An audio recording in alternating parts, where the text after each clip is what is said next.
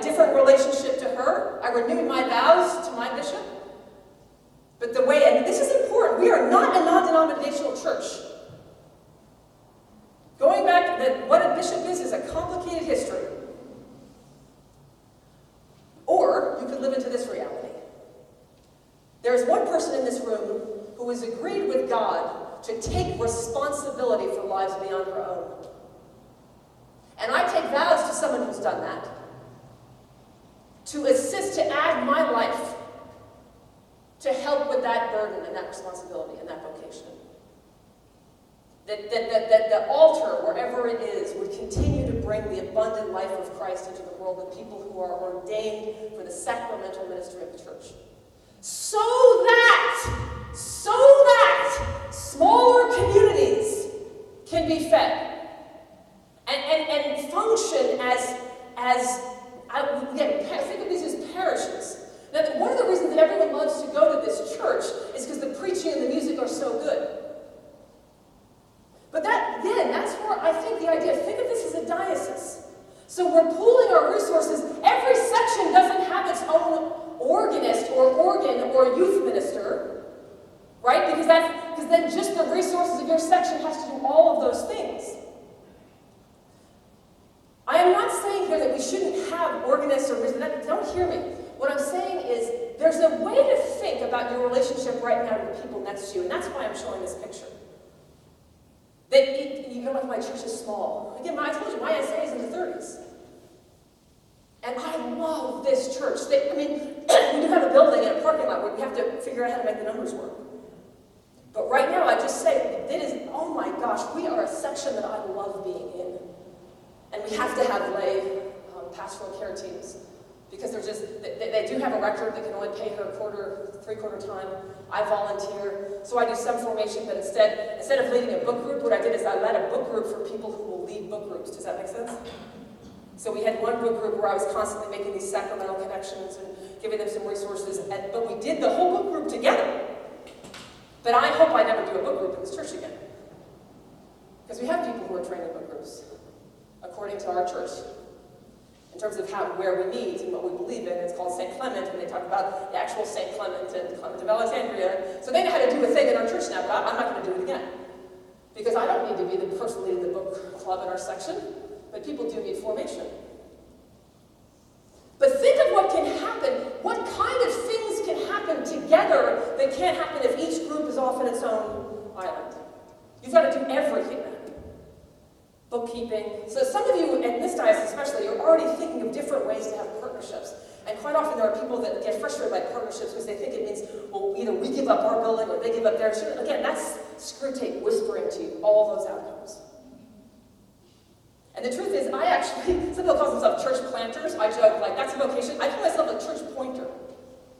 I'm like, well, we have St. Aloysius over there, we have St. Patrick over there. And, I try to get people connected to the churches that we have. And in many ways, sort of plant a church sometimes in churches where the life feels drained out. So don't see these pictures as my saying that the idea is the diocese should be one altar, one organ, be one band. But I hope you can realize that what's amazing about one of the most successful, quote, mega churches in the country, we already have what they had to build. Small communities of around 50, where we can train lay people to live as the disciples lived. We already have what he had to build. Don't be afraid your church is too small. The human brain is not wired, actually, for this. This is the kind of crowd that yells, "Crucify him." There's research, both neurological and moral and historical, that the more people you put in a room, the less humanity will ever be acknowledged by anyone in it. And someone will seek to run it. I'm not shaming the megachurch either.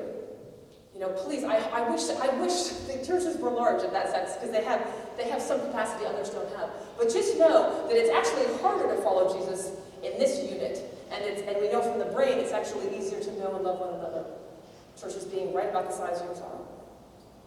So, I will not, well, at least it was said this morning, we will not let our joy be taken from us. Anyone that starts telling you about small churches and the shrinking church, I always just smile and picture that and just think, finally, some communities are moving right to the size the brain was made to love.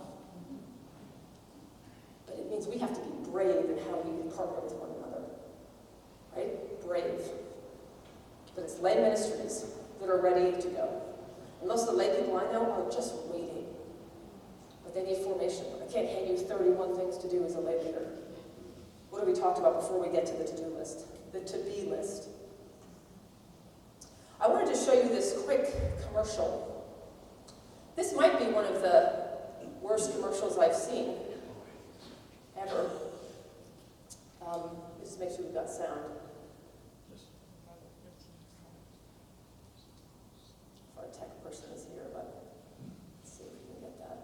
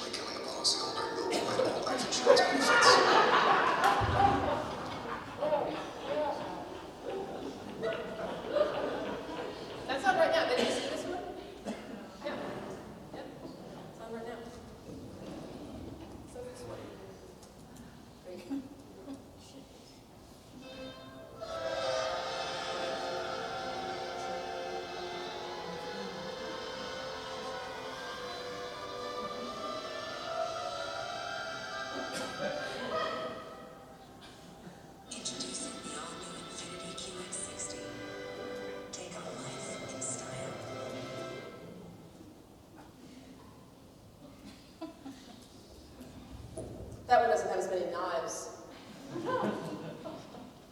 What was happening?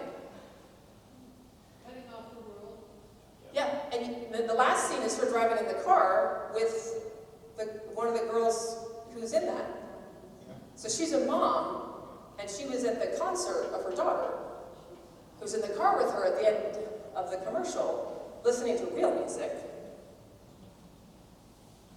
And her car lets her just turn off the third grade orchestra that her daughter's in.